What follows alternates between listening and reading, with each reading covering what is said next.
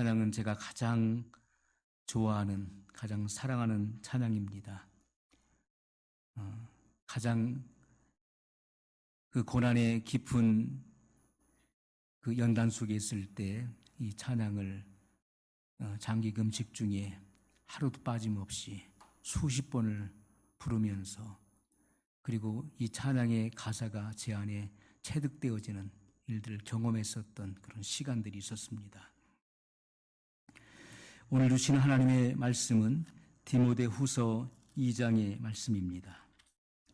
디모데후서 2장 20절로 21절의 말씀을 우리 한 목소리로 같이 읽겠습니다.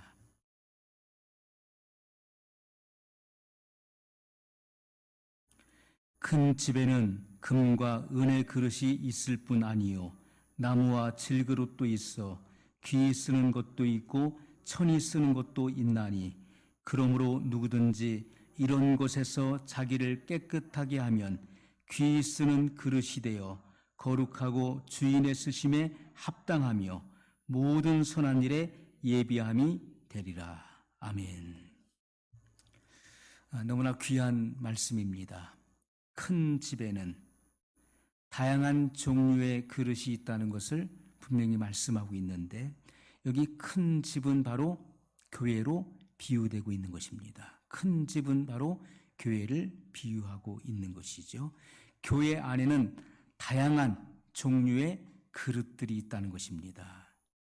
이 그릇에 따라서 그 역량과 가치는 천지 차이죠. 그 인격적 가치도 천지 차이가 날 것입니다. 그래서 주인의 쓰심에 합당한 그릇, 그리고 유용한 그릇, 이것은 깨끗이 비어 있어야, 깨끗해져 있어야 주인의 쓰심에 합당하다, 주인의 쓰심에 유용한 그릇이 될 수 있다는 것을 말씀하고 있습니다. 깨끗이 비워져 있어야 되는데, 깨끗이 비워져 있다는 것은 무엇입니까? 이것은 그 내면의 정결을 의미하는 것인데, 이것은 죄성으로부터 정결케 된 것을 의미하는 것입니다. 이것은 성결한 자를 말하는 거예요. 성결한 자는 주인의 쓰심에 합당하다, 주인의 쓰심에 유용한 그릇이 된다, 이것을 말씀하고 있는 것이죠. 여러분, 성결할 때 온전한 헌신이 나오는 것입니다.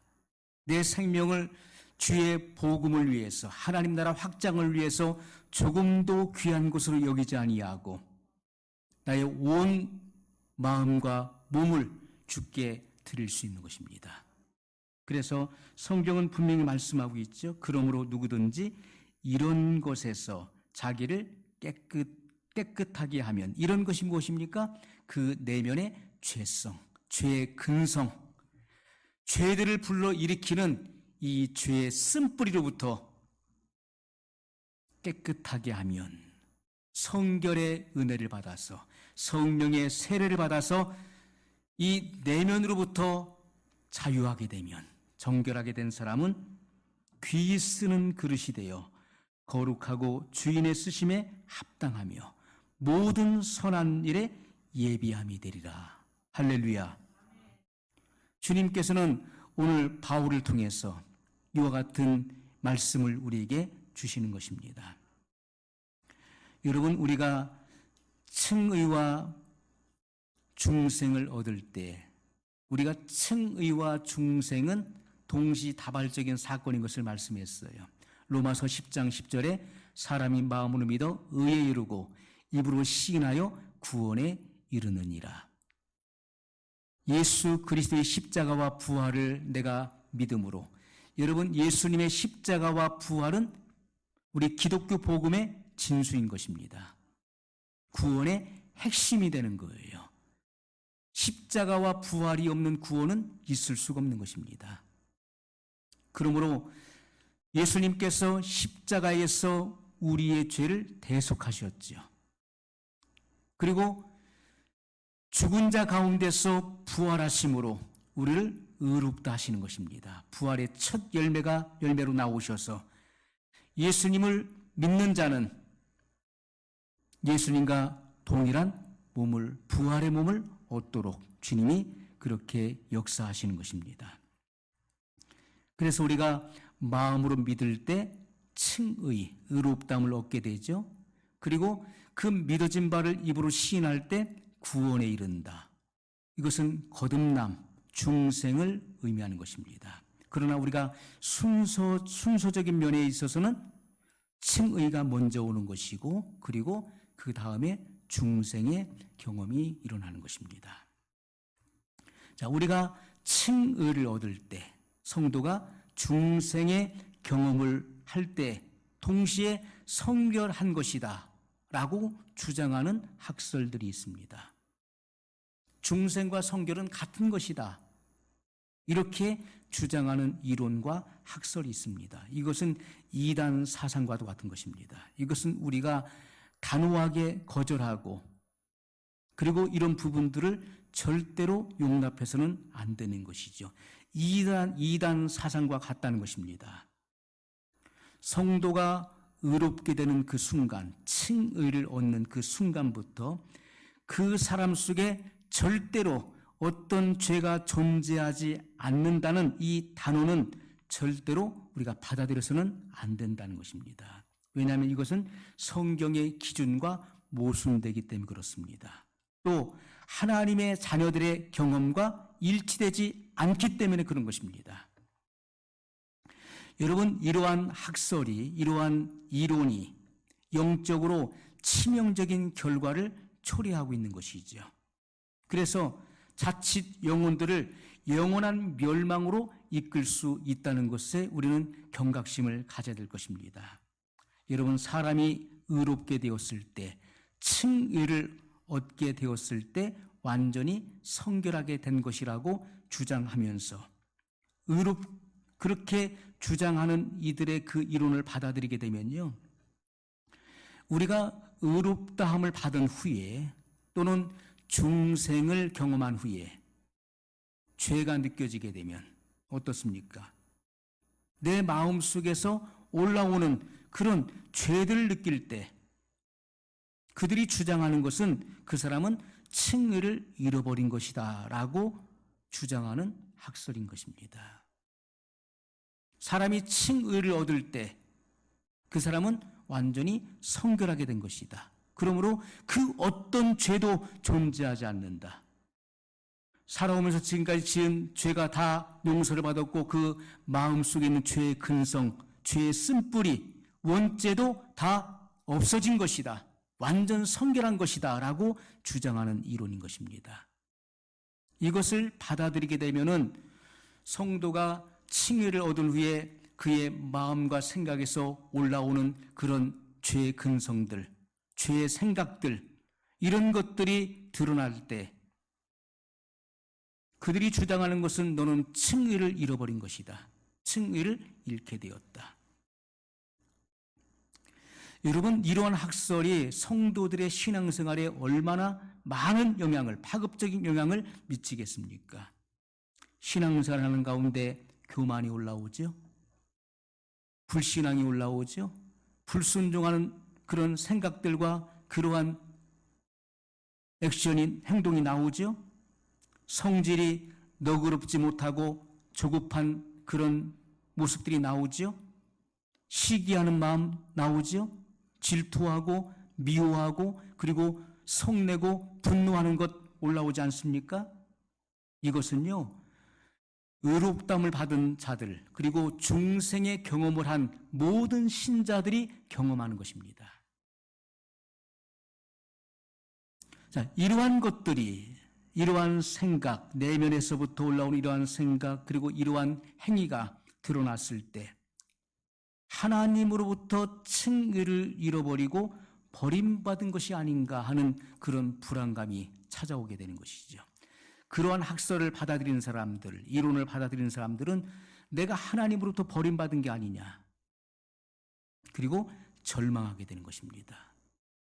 그리고 결국 그러한 신자들을 결국 파국에 이르게 하고, 그리고 이러한 침륜에 빠지게 할 수 있다는 것입니다.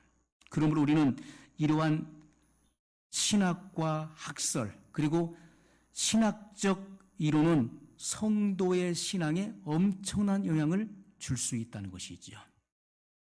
여러분, 신학은 성도의 신앙에 지대한 영향을 미칠 수밖에 없는 것입니다.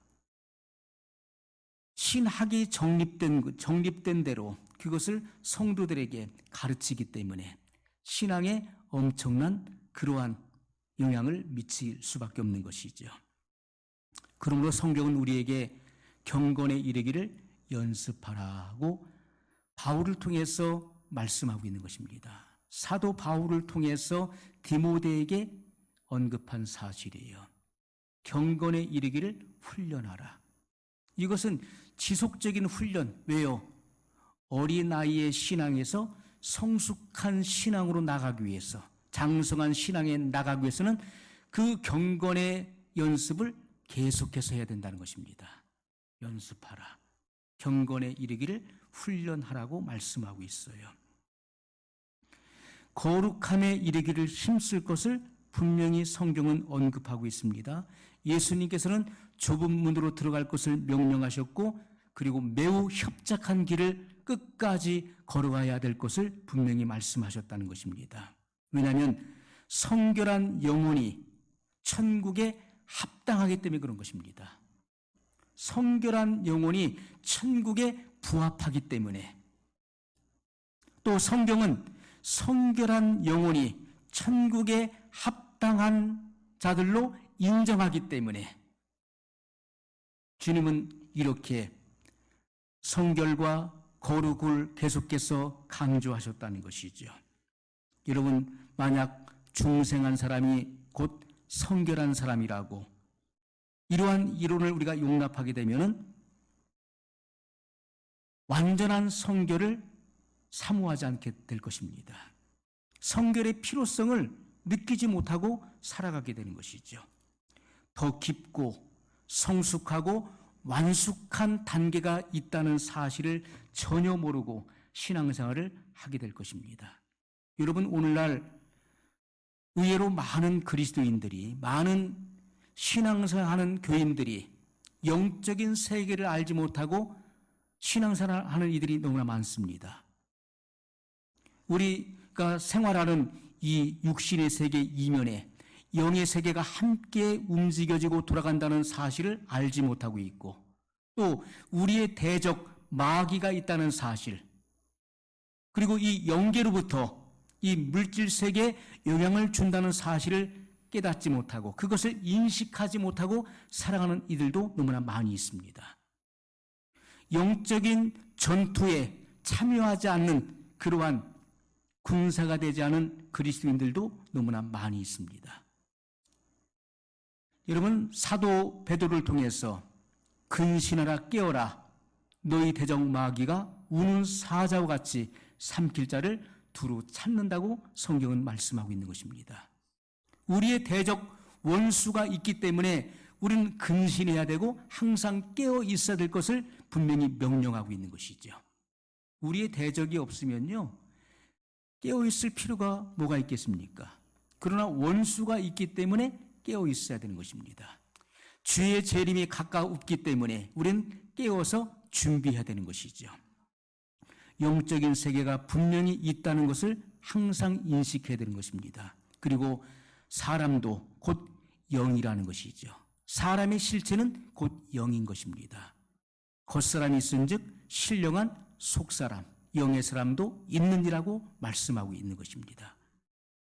그러므로 우리가 이 사람은 영혼육의 유기체적인 존재라는 사실, 전인적인 존재라는 사실을 항상 우리는 인식하고 신앙생활을 할 수 있어야 된다는 것입니다.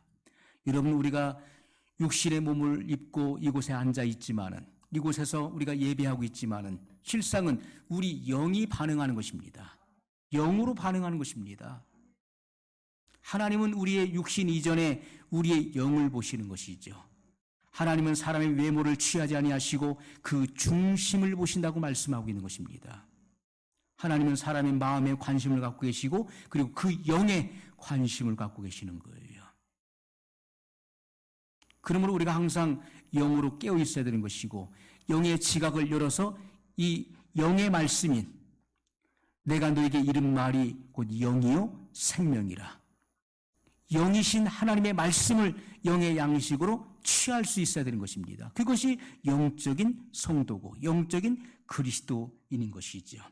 영을 의식하지 못하는 성도는요, 여전히 육신에 속해 있는 것입니다. 자, 우리가 신령한 심령의 상태를 소유하려고 갈망하는 신자들로 하여금 잘못된 이론과 학설은 영적으로 문란하게 만드는 것입니다. 그리고 성도들의 영혼을 번뇌케 하는 것입니다. 그러므로 분명한 것은 성결은 하나님의 뜻이라는 것이죠. 성결은 하나님의 요구이고 하나님의 명령인 것입니다. 하나님의 뜻이 거기에 있는 것입니다. 하나님께서 우리에게 원하시는 것은 우리가 신의 성품에 참여하기를 원하시는 거예요. 참여하기를 원하신다는 거예요. 그것은 우리가 천국에 들어가서 하나님의 나라에 들어가서 신의 성품에 참여하는 것이 아니라 우리가 이 땅에 살아가는 동안에 신의 성품에 참여하게 되는 것을 원하신다는 것입니다. 죄악 많은 세상 가운데서 우리는 빛들로 나타나기를 원하시는 것이고, 그리고 이 죄악 많은 세상을 비치는 빛이 되기를 원하시는 것입니다. 그 빛은 바로 성품의 빛인 것입니다. 예수 그리스도의 품성이 나의 성품이 되어서 그 성품을 드러낼 때 그것이 곧 사람들에게 비치는 바로 빛이 되는 것입니다. 그러므로 너희 빛을 사람 앞에 비치게 하여 하늘에 계신 하나님께 영광을 돌리게 하라 말씀했어요. 이 빛은 성도들의 변화된 행실이고 그리고 착한 행실이라고 분명히 말씀하고 있는 것이죠. 이것은 그리스도의 성품을 우리의 삶의 현장 속에서 드러내는 것임을 분명히 말씀하고 있는 것입니다. 여러분, 성도가 완전히 성결하지 못하면 영적 최고점에 도달할 수 없게 되는 것이죠. 우리가 중생이라고 하는 것은요, 우리가 하나님의 자녀로 태어나는 것입니다. 하나님의 자녀로 태어나는 거예요. 그래서 영적인 성장의 과정을 점진적으로 거쳐야 되는 것입니다. 그래서 성결의 단계로 들어가야 되는 것이고, 성결의 단계에서 성화의 단계로, 성화의 단계에서 영화의 단계로 우리는 나갈 수 있어야 되는 것이죠. 그렇지 않으면요, 주님의 쓰심에 합당한 그릇이 될 수 없는 것입니다. 반드시 성도가 성결해야 하나님께서 자기의 권능을 완전하게 주실 수가 있는 것입니다. 우리가 여러분 육과 내면에서 완전히 깨끗해지지 않으면 하나님의 그 권능을 그에게 완전히 부여하실 수가 없는 것이죠. 우리가 깨끗한 그릇, 이러한 것에서 자기를 깨끗하게 한 자는 귀히 쓰는 그릇이 된다고 분명히 말씀하셨어요. 이것은 우리의 삶의 모든 죄뿐만 아니라 우리의 내면을 억압하고 있는 이 죄의 근성, 죄의 쓴뿌리에서 우리가 정결하게 되는 경험을 할 때 하나님의 그 영적 권능이 그에게 부여된다는 것입니다. 여러분, 그래서 오순절에 120문도에게 성령의 세례가 임할 때 그들은 성령의 불에 의해서 그들의 죄성이 태워진 것입니다. 죄성이 태워지고 정결하게 되었을 때 하나님의 그 영적 능력이, 예수 그리스도의 그 영적인 권세가 그들 가운데 부어진 것입니다. 사도행전 1장 8절에 예수님께서 말씀하시기를 오직 성령이 너희에게 임하시면 너희가 권능을 받고, 성령이 임하시니까 불같은 성령이 임하셔서 그들의 죄성을 태워버릴 때 그들은 정결케 되었고, 그리고 주님의 영적 권능이 그들 가운데 입혀져서 예루살렘과 온 유대와 사마리아와 땅끝까지 이르러 주님의 증인이 됐던 것을 분명히 성경이 증거하고 있는 것이죠. 여러분, 성도가 완전히 성결하지 못하면 영적 최고점에 도달할 수가 없는 것입니다. 주님의 쓰심에 합당하고 유용한 그릇이 될 수가 없는 것이죠. 그러므로 우리가 정결하게 될 때 성령의 세례를 받음으로 하나님의 그런 권능을 힘입게 된다는 것입니다. 여러분, 주님께서 우리에게 강조하시고 또 언급하시는 것은 사랑과 그리고 성결이라는 거예요. 사랑과 성결. 모든 성도는 사랑 안에서 완전해지는 것입니다. 사랑으로 우리의 믿음이 완전해지는 거예요. 우리의 신앙이 사랑으로 완전해지는 것입니다. 사랑은 표면적으로 드러나지는 거예요. 고린도전서 13장은 사랑의 속성에 대해서 분명히 성경은 우리에게 언급하고 있는 것입니다. 사랑의 속성이 무엇이냐? 사랑은 오래 참는다는 거예요. 그 사랑의 속성을 들여다보면 그 속에는 오래 참음, 인내가 있는 것입니다. 사랑은 온유하며 투기하는 자가 되지 아니하며 사랑은 자랑하지 아니하며 교만하지 아니하며 무리에 ing치 아니하며 자기 유익을 구치 아니하며 성내지 아니하며 악한 것을 생각지 아니하며 불의를 기뻐하지 아니하고 진리와 함께 기뻐하고 모든 것을 참으며 모든 것을 믿으며 모든 것을 바라며 모든 것을 견디느니라. 이것이 사랑의 참된 속성이라는 것입니다. 이것은 표면적으로 드러나는 거예요. 그 사랑의 절정이 십자가에서 우리에게 나타났고 십자가를 통해서 우리에게 보여주는 것입니다. 그러므로 우리가 이 사랑과 성결은 표면적으로 나타나지는 것입니다. 내면에서 이루어져서 그리고 그것이 표면적으로 드러나게 되는 것이죠.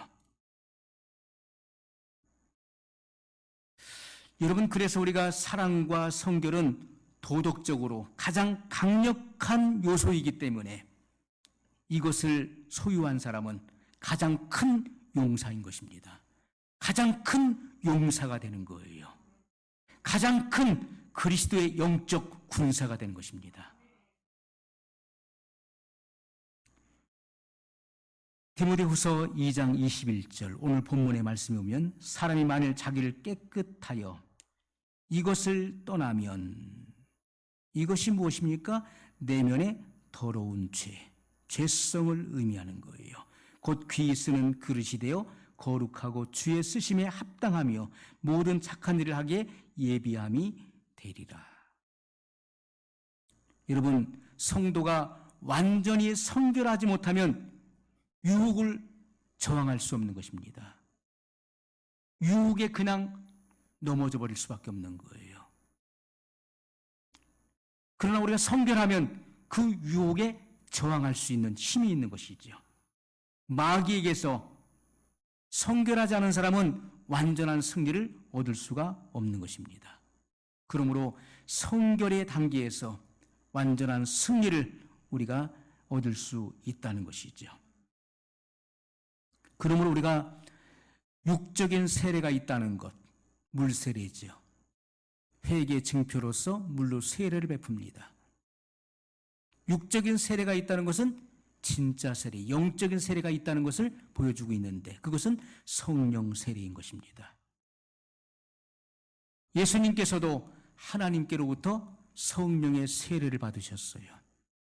요단강에서 세례 요한에게 물로 세례를 받고 물에서 올라오실 때 하늘이 열리고 하나님 보좌에 계신 아버지께서 성령으로 세례를 부어주셨어요. 비둘과 같은 성령을 받으시고 그리고 광야로 나가사 40일을 금식하시고 마귀의 시험을 받을 때 그 마귀의 시험을 승리하셨던 것입니다.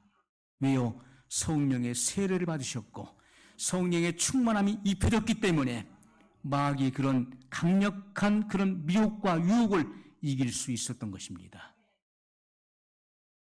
성경은 우리에게 분명히 이 같은 사실을 우리에게 보여주고 있다는 것이죠. 여러분, 성도가 완전히 성결하지 못하면 그 마음속에 잠복해 있는 죄의 근성, 오리지널 신을 말하는 것입니다. 이 죄가 시시로 우리의 정욕과 그리고 좋아하는 것을 점령하게 되는 것입니다. 우리가 중생의 상태에서는, 중생의 단계에서는 내가 원하는 것이 있는 것, 사욕이 있는 것이고 정욕이 있는 것입니다. 그러한 것들을 마귀가 알기 때문에 그러한 것들을 점령하게 되는 것이죠. 그래서 우리의 성품을 파괴하는 것입니다. 하나님의 은혜를 거역하는 분자가 마음속에 남아있게 되면은, 여러분, 하나님의 은혜를 거역하는 분자가 마음속에 남아있다. 이 분자가 무엇입니까? 부정적인 씨를 말하는 거예요. 부정적인 생각의 씨, 부정적인 언어의 씨가 그 마음속에 남아있게 되면은 마치 성중에 적군이 숨어있는 것과 같은 것입니다. 그래서 하나님의 은혜를, 2차의 은혜를 받아들일 수 없게 되는 것이죠. 부정적인 씨가 남아있으면, 부정적인 생각이 그 속에 남아있게 되면 절대로 주님이 주시는 성결의 은혜, 2차의 은혜를 받을 수 없게 되는 것입니다. 여러분, 제자들은, 그리고 120문들은 주님의 말씀을 100% 믿었던 것입니다. 완전히 믿었어요. 그들은 다 죽으시고 부활하신 예수님을 만났던 사람들이었어요. 또한 제자들은 그들이 보는 앞에서 예수님께서 하늘로 승천해 올라가시는 것을 보았어요. 예수님의 분부하신 약속을 받았습니다. 천사들의 증거를 받았어요. 그렇기 때문에 주님의 약속을 의심할 수 없는 그런 상황이었습니다. 주님의 분부를 그대로 믿었어요. 120문들은 다 부활의 주님을 만났던 사람들이었습니다. 그래서 그들은 주님의 그 약속의 말씀, 성령을 받기를 위해서 기도하라. 내가 아버지께 구하겠으니 저가 또 다른 보혜사를 너희에게 주사 영원토록 너희와 함께 있게 하시리니 너희는 예루살렘을 떠나지 말고 내게 들은 바 아버지의 약속하신 것 성령을 기다리라. 이 약속을 믿고 그들은 마음을 같이하여 전혀 기도에 힘썼습니다. 성령 받기 위해서. 그들의 기도의 제목은 단 한 가지 목표였고 한 가지 목적이었어요. 주님의 약속을 부여잡고, 그리고 성령 받기 위해서 기도할 때, 기도를 시작한 날로부터 10일째 되던 날 하늘이 열리고 하늘로부터 급하고 강한 바람 같은 소리가 있어 저희 앉은 온 집에 가득하였고 불에 혀같이 갈라지는 것이 각 사람 위에 머물렀고 그들은 보게 되었습니다. 시청각적인 그런 성령의 세례를 경험하게 되었어요. 위로부터 하나님의 능력, 하늘의 능력이 그들 가운데 입혀지는 사건을 경험했고 그들은 죽기까지 주님의 증인이 되었습니다. 여러분, 성도의 권리, 다른 말로 더 나아가서 특권, 성도의 특권과 의무가 무엇입니까?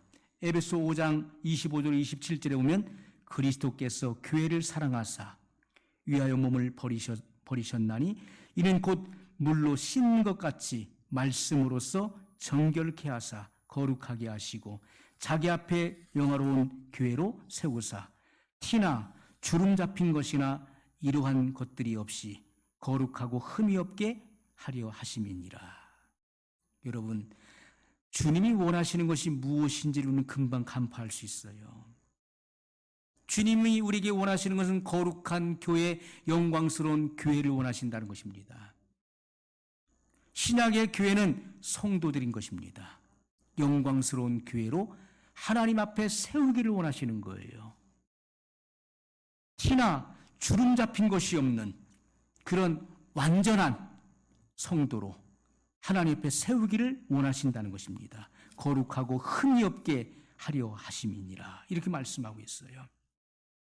성도가 성결하지 못하면 마음속에 내주한 죄에게 굴복될 수밖에 없는 것입니다. 물론 이러한 마음의 내적 싸움에서, 치열한 싸움에서 때로는 승리하기도 하고 때로는 지기도 하고 하는 일들이 계속 반복되는 것입니다. 바울이 로마서 7장에 그것을 기록해 놓은 것이죠. 내 마음의 법과 또 다른 법이 있어서 그것이 서로 치열하게 싸운다는 것을 경험적 변증을 통해서 증거해 놓았고, 내 마음에 또 다른 법이 있어 그것이 나로 하여금 내 몸의 지체 속으로 나를 사로잡아 오는 것을 본다라고 기록했던 것입니다. 중생의 단계에서는 이러한 싸움이 있는 것입니다. 지기도 하고 이기기도 하고. 하지만 우리가 성령의 세례를 받음으로써 그의 믿음이 일취월장 성장하게 되고 성숙하게 되면 그 내 마음속에 있는 내주했었던 그 죄가 정결하게 태워짐으로, 그래서 죄로부터 승리할 수, 그 유혹으로부터 승리할 수 있게 되는 것입니다. 여러분, 우리의 내면에, 중생한 성도들의 그 내면에 존재하고 있는, 주둔하고 있는 그 죄는 바로, 그 죄는 원죄인데 그것의 원흉이 바로 마귀라는 것입니다. 마귀의 품성을 말하는 거예요. 그것이 우리의 의지를 압도하는 것입니다. 나는 하나님의 뜻대로 살고 싶은데 내 의지를 압도하기 때문에, 이 죄가 나를 주장하기 때문에 마음은 원하지만은 그 죄에 압도되어서 알면서도 죄를 지을 때가 있게 되는 것이죠. 그 죄의 미혹에 내가 끌려서 질 때가 있는 것입니다. 평화를 문란케 하지요. 하나님과의 관계를 깨트리는 것입니다. 죄를 짓는 그 순간에 하나님과의 관계가 깨지는 것입니다. 영의 눈을 혼미하게 만들죠. 그리고 이 죄성이 뭘 합니까? 유혹하는 것입니다. 가인이 동생 아벨을 들에 있을 때 쳐 죽였습니다. 하나님께서 가인을 찾아오셔서 죄를 물으실 때 내가 내 아우를 지키는 자입니까? 라고 변명합니다. 그때 하나님께서 하신 말씀이 무엇입니까?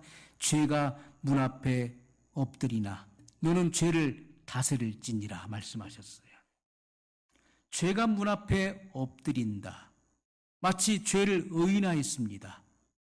마치 죄가 인격을 가지고 있는 사람인 것처럼, 그래서 죄가 문 앞에 이렇게 웅크리고 숨어 있다가 사람이 나타나니까 덮치는 것처럼, 그래서 굴복시키는 것처럼 그러한 묘사를 하신 거예요. 죄가 문 앞에 엎드리나 너는 죄를 다스릴지니라. 여러분, 우리가 하나님을 의지하지 않는 사람은 그 마음에, 내면에 있는 그 죄에 굴복될 수밖에 없는 것입니다. 하나님을 의지해야 되는 것입니다. 중생의 단계에 있는 성도들도 나는 중생의 단계에 있기 때문에 나는 죄를 이길 수 없어라고 하는 것은 잘못된 것이죠. 성경의 말씀이 진리인 것입니다. 주여 나를 구원하소서. 구원자 예수 그리스도의 이름을 불려야 되는 것이고, 나는 할 수 없으므로 하나님의 능력을 의지하는 자, 주의 이름을 부르는 자는 그 죄의 유혹에서부터 구원을 얻게 되는 것이고 승리케 되는 것입니다. 그러면서 우리가 승리를 경험하면서 성장하고 발전하고, 그래서 성결의 단계에 들어갈 수 있는 것입니다. 점진적인 성결 또는 순간적인 성결의 단계에 우리가 들어가게 되는 것이죠. 그러므로 여러분, 우리가 성경의 말씀을 바르게, 우리가 올바르게 이해하는 것이 중요한 것입니다. 그래서 우리가 이 죄성은요, 사람을 미혹합니다. 그리고 마음을 더럽게 하는 것입니다. 죄성이 있기 때문에 이 속에서 예수님께서 말씀하신 것처럼 사람의 속에서, 사람의 입으로 들어가는 것이 사람을 더럽게 하는 것이 아니라 사람의 입으로 들어가는 것은 뒤로 나온다. 그러나 사람을 진정 더럽게 하는 것은 마음에서부터 나오는 것인데, 속에서 마음에서부터 나오는 것인데 곧 악한 생각이다. 음란한 생각이고 더러운 생각, 미움의 생각, 살인의 생각, 분노의 생각들이 올라오는데 그것이 곧 부정물들이에요. 쓴뿌리가 있기 때문에, 죄의 쓴뿌리가 있어서 쓴물이 계속해서 올라온다는 것을 말씀하셨어요. 마음을 더럽게 하지요. 하나님으로 더불어 교통하는 일들을 방해하지요. 성령님께서 내주하시는 심령의 문을 닫고 그리고 막아버리지요. 은혜의 성장을 방해합니다. 그리고 위선적으로 봉사하게 만들죠. 의심과 두려움이 일어나게 만들죠. 성공할 일들을 성공하지 못하게 만듭니다. 도덕적인 결점이 드러나게 해서 절망적 고통에 떨어지게 합니다. 여러분, 성결은 전적인 하나님의 뜻임을 우리가 알아야 될 것입니다. 성결은 하나님의 요구요, 성도의 의무이다. 이 사실이 우리 속에 분명하게 인식돼야 돼요. 성결은 하나님의 요구요, 하나님의 명령이며 성도의 의무이다. 하나님의 역사인 것입니다. 우리가 하나님의 뜻을 위반하면 무사할 수 없는 것입니다. 하나님의 말씀을 벗어나 보십시오. 거기는요, 우리가 안전이 없는 것입니다. 거기는 보호가 없는 거예요. 내가 의지적으로 하나님의 뜻을 벗어나게 되면 거기서는 우리가 안전할 수 없는 것이죠. 우리는 거룩하신 하나님과 거룩한 하늘과 만유의 주 여호와는 거룩하고 거룩하심이요 그 영광이 온 땅에 충만하시도다.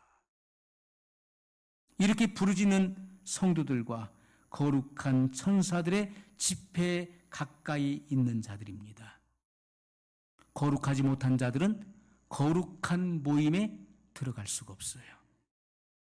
누구든지 거룩하지 못한 자는 거룩한 총회에 들어갈 수 없습니다. 여러분, 우리가 하나님과 어린 양 예수 그리스도와 함께하는 거룩한 총회, 성도들의 거룩한 그 모임에 동참할 수 없는 거예요. 거룩하게 된 자만이 거룩한 총회에 우리가 참여할 수 있게 된다는 것입니다. 히브리서 12장 14절에는 모든 사람으로 더불어 화평함과 거룩함을 쫓으라. 거룩하지 아니한 자는 주를 보지 못하리라. 누구든지 거룩하지 아니한 자는 주를 보지 못하리라. 이렇게 말씀하셨어요. 에베소 5장 18절에 술 취하지 말라. 이는 방탕한 것이니 오직 성령의 충만함을 받으라. 이렇게 말씀하셨어요. 성령의 충만함은 곧 세수를 말하는 것이죠. 우리는 세상의 사람들이 먹고 즐기는 술에 취할 것이 아니라 우리는 성령의 세술에 취해야 되는 것입니다. 세술은 새 가죽 부대에 담기는 것입니다. 오순절날 성령 충만을 받았던, 성령 세례 받았던 그들을 향해서 유대인들이 뭐라 했습니까? 디아스포라 됐었던 유대인들이 와서 하는 말이 저들이 세술에 취하였다. 맞습니다. 세술은 새 가죽 부대에 담겨져야 되는 것입니다. 정결하게 된 그 인격 속에 주님의 거룩한 세술이 담겨질 수 있는 거예요. 시편 24편 34절에 여호와의 산에 올라갈 자 누구며 그 거룩한 곳에 설 자가 누군고 그 손이 깨끗하고 마음이 거룩한 사람이로다. 손이 깨끗하다는 것은 곧 행실이 깨끗하다는 거예요. 행실이 정결하다. 마음이 거룩한 사람이로다. 마음이 성결하다는 것이죠. 그러한 자가 곧 거룩한 산에 오르는 것입니다. 시온산. 새하늘과 새 땅에 들어갈 수 있는 것이고 공중에 재림하시는 예수님을 맞이할 수 있는 것입니다. 그러므로 중생은 부분적 성결을 말하는 것이고, 그리고 성결은 완전한 것을 의미하는 것입니다. 이 두 가지를 구분할 수 있는 분명한 한계선이 있는 것이죠.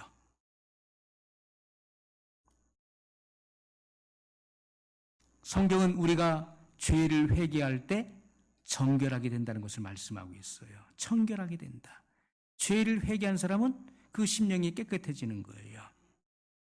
심령이 깨끗해진 사람은 그 유치한 어린 아이와 같은 그 행실에서 이제는 벗어나게 되는 것입니다. 여러분, 어렸을 때의 실수가 많습니까? 어른이 실수가 많습니까? 어린아이가 실수가 많은 거예요. 왜? 미숙하기 때문에 자꾸 실수하는 거예요. 반복적인 실수를 자꾸 저질러. 그러나 어른이 된 사람은요, 그러한 실수를 이미 경험하고 그것을 딛고 성장했기 때문에 그러한 실수를 다시 하지 않는 거예요. 우리가 유치한 어린 아이와 같은 그런 행실에서 벗어나는 것입니다. 그러므로 중생과 성결을 구분할 수 있는 분명한 한계점, 분명한 이러한 한계선이 있는데, 그것은 바로 성숙과 미숙함이 있다는 것이죠. 도덕적인 상태에서도 회복되는 것입니다. 그러므로 실수를 반복하지 않는 것이고 성숙한 자의 삶을 살아가게 되는 것입니다. 그것이 바로 성결이라는 것이죠. 그것이 성결의 극한 선인 것을 분명히 말씀하고 있는 것입니다. 여러분, 그러므로 우리가 층의가 자범죄, 우리가 태어나서 지금까지 살아오며 지었던 모든 죄가가 제거되는 것이죠. 층의는 의롭다움을 받는 거예요. 그것처럼 디도서 3장 5절에 보면 중생의 씻음에 대해서 말씀하고 있어요. 중생의 씻음과, 중생의 씻음은 무엇입니까? 자범죄로 말미암아 초래된 모든 부정한 것을 제거하는 것이죠. 자범죄로 말미암아 초래된 모든 부정적인 것을 제거하는 거예요. 그리고 성결이라고 하는 것은 원래부터 부정한 것을 완전히 제거하는 것, 그것이 성결의 은혜인 것입니다. 원래부터 존재하고 있었던 이 원죄로부터 완전히 제거되는 것이 성결의 은혜라는 것입니다. 여러분, 하나님 앞에서 의롭게 된 사람의 그 상태는 젖을 먹는 어린아이예요. 이제 갓 태어났어요. 중생, 이제 태어났습니다. 칭의를 받고 하나님의 자녀로 태어났어요. 젖을 먹는, 아직 단단한 식물을 먹지 못하는, 그리고 연약한 식물인 젖을 먹는 영적인 어린아이지만은, 그러나 하나님께서는 그에게 성결과 그리고 천국에 들어갈 권리를 부여하신다는 것입니다. 중생은 성결의 시작이에요. 성결이 시작되는 것입니다. 천국에 들어갈 권리를 부여하시는 거예요. 천국에 들어갈 자격을 얻게 된 것입니다. 그것이 중생이에요. 그러므로 우리가 우리의 신앙의 성장과 성숙을 위해서 전진해 나가야 되는 것입니다. 우리가 의의 상태는 거룩하게 돼야 된다고 하는 그런 갈망을 불러일으키는 거예요. 사람이 의롭게 되잖아요. 그러면은 내가 더 거룩해져야 되겠다. 내가 지금까지 지은 모든 죄로부터, 그 죄로부터 따라오는 그 형벌로부터 자유케 되고 무죄 판결을 받은 사람은 이제 더 거룩하게 돼야 된다는 것을 사모하게 된다는 것입니다. 갈망하게 되는 거예요. 그러한 마음이 내 마음속에서부터 분리듯 일어나게 되는 것입니다. 여러분이 만약에 진정으로 물과 성령으로 거듭났다면은, 칭의를 얻었고 그리고 하나님의 자녀가 됐다면은, 여러분 속에는 하나님의 아들의 마음이 부어져 있는 것입니다. 하나님의 아들의 마음이 부어져 있는 거예요. 그리고 주님의 말씀에 순종하고자 하는 그런 갈망이 여러분 속에 있는 거예요. 때로는 넘어지기도 하지만은, 그러나 여러분의 마음 그 이면 속에는 하나님 말씀에 순종하고자 하는 그런 갈망이 여러분 속에 있다는 것입니다. 죄를 지으면 그것 때문에 마음 아파하고 양심의 찔림을 받고 거룩해져야 된다는 것, 하나님의 뜻에 순종해야 된다고 하는 그런 간망의 마음, 또 갈망의 마음이 여러분 속에 있는 것입니다. 그것이 중생의 증거예요. 성결을 갈망하는 것은 중생한 사람의 마음의 소원이 될 것입니다. 중생을 경험한 사람은 성결의 단계를 바라보면서 더 성숙함에 이르기를 소원하는 것입니다. 그것이 자연적으로 이루어지는 거예요. 자연적으로. 그러므로 여러분, 우리가 성결의 단계가 있다는 것, 더 높은 수준의 영적 수준의 단계가 있다는 것에 대해서 논란의 마음이 있는 사람은 더욱더 청결한 마음을 얻기 위해서 주님 앞에 겸손히 무릎을 꿇어야 될 것입니다. 주님 앞에 우리가 조용히 머리를 조아리고 엎드릴 수 있어야 돼요. 성결은 머리로 이해되는 것이 아닙니다. 이것은 우리가 체험적인 것이고, 그리고 마음으로 굳게 정해져서 흔들리지 않아야 될 것이죠. 성결의 은혜가 있다는 것, 예수님께서 명령하시고, 그리고 예수님께서 언급하신 성령의 세례, 성령의 충만함, 성령 세례는 단회적이지만은 성령 충만은 반복적이어야 되는 것이고, 그래서 그 성령의 충만함을 지속시킬 때 우리는 죄로부터의 완전한 승리를 얻을 수 있게 되는 것입니다. 성결의 단계에 있다 할지라도 넘어질 가능성은 있는 것이죠. 왜요? 자유의지를 가지고 있기 때문에. 그럼 우리는 날마다 성령의 충만함을 받아야 돼요. 성결의 은혜를 받은 사람은 성령의 충만함을 받아서 죄를 이기고 승리하는 자, 마지막 라오디게아 교회에게 이기는 자들에게 주님의 보좌에 함께 앉게 하여 주는 그런 놀라운 약속이 주어져 있는 것처럼, 우리는 이러한 승리의 그런 놀라운 그런 경험 속에서 주님과 함께 보좌에 함께 앉는 그런 약속을 바라보면서 전진해 나가야 될 것입니다. 오늘 말씀을 기억하면서 우리 한 목소리로 같이 기도하겠습니다. 영원하신 사랑의 하나님 아버지, 감사합니다. 오늘 저희들을 깨닫게 하시고, 하나님 아버지, 오늘 많은 이들의 이런 잘못된 신학과 이론들이 있습니다. 칭의와 중생의 그런 경험을 성결과 함께 같은 도상에서 보는 그러한 주님 결정적 오류가 있습니다. 오늘 우리들은 이러한 잘못된 학설과 이론을 받지 않게 해주시고, 또한 많은 이들이 이 땅에 살아가는 동안에는 성결할 수 없다는 것을 강조하는 일들이 있습니다. 사람은 죄를 지을 수밖에 없는 존재이고, 그리고 죄 가운데 살다가 결국 구원을 받은 사람은, 중생한 사람은 천국 간다고 믿는 그러한 잘못된 신학의 학설을 가지고 살아가는 사람들이 있습니다. 거룩하신 하나님 아버지, 오늘 우리들은 진정 칭의와 중생이 무엇이고 성결이 무엇인지를 깨닫게 해주시옵소서.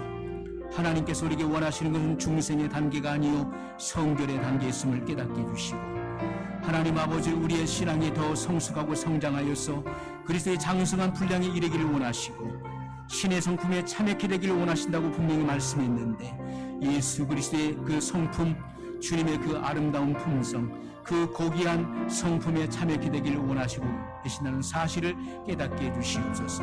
거룩하신 아버지, 오늘 우리를 더 충만한 단계에 이를 수 있도록 인도해 주시고, 우리가 이 땅에 살아가는 동안에 진정 우리가 더 성숙하고 완숙하여서 하나님께 영광 돌릴 수 있도록 인도해 주옵소서. 너희 안에 이 마음을 품으라 곧 그리스도 예수의 마음이라고 말씀하셨던 주님, 오늘 우리들이 이 같은 예수 그리스도의 마음을 품을 수 있도록 인도해 주시옵소서.